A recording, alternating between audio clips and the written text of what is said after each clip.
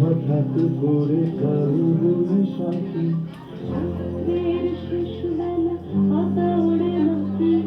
কত বছরের মায়া ভেঙে যাবে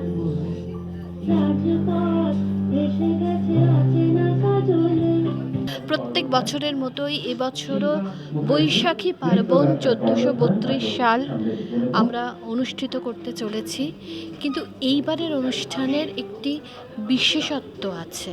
বিশেষত্ব হলো যে অ্যাসিড যারা আক্রান্ত হয়েছেন সেই সমস্ত মহিলাদের নিয়ে তাদের জন্য এই বৈশাখী পার্বণটা অনুষ্ঠিত করা।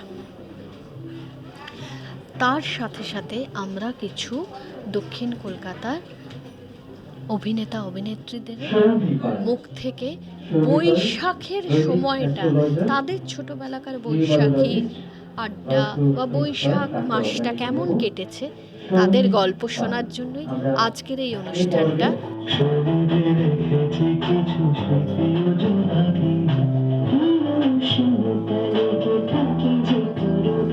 খুব ভালো লাগছে।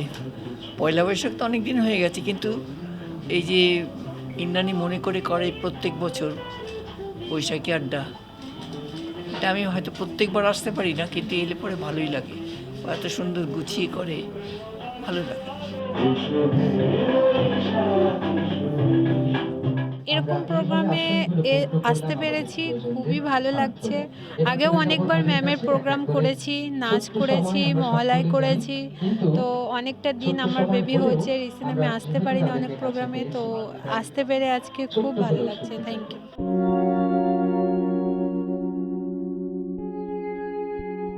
ইন্দ্রাণীদি একটা মানুষ, আমার মনের খুব গভীরের একটা মানুষ। প্রত্যেকটি বার এত অ্যাওয়ারনেস স্প্রেড করেন।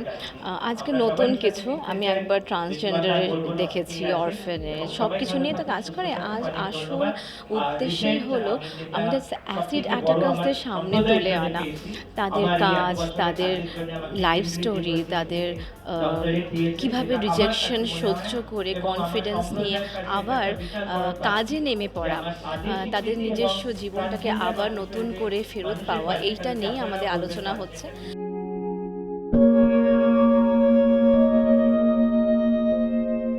বৈশাখ এসে গেছে, আড্ডাটা বাকি ছিল। পুলিশের কাজকর্মে থাকার দরুন প্রায় সেটা হয়ে ওঠে না।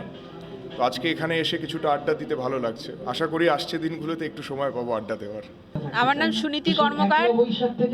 ম্যামের প্রোগ্রামে এসে আমাদের খুব ভালো লাগে। প্রত্যেকবার ম্যাম ডাকেন আমাদেরকে যখন ডাকেন ভালোবেসে কাছে নেন, আমাদের আরও বরঞ্চ আত্মবিশ্বাস বেড়ে ওঠে যে আমাদেরকে সমাজ থেকে যেভাবে আলাদা করে এক ঘরে করে দিয়েছিল, আরও মানুষ আছে যারা আমাদেরকে ভালোবাসে, আমাদেরকে কাছে টেনে নিয়ে আমাদের শক্তি যোগায় যে না, তোরা আরও ভালো করে বাঁচতে পারবি, ভালো করে থাকার তোদের অধিকার আছে।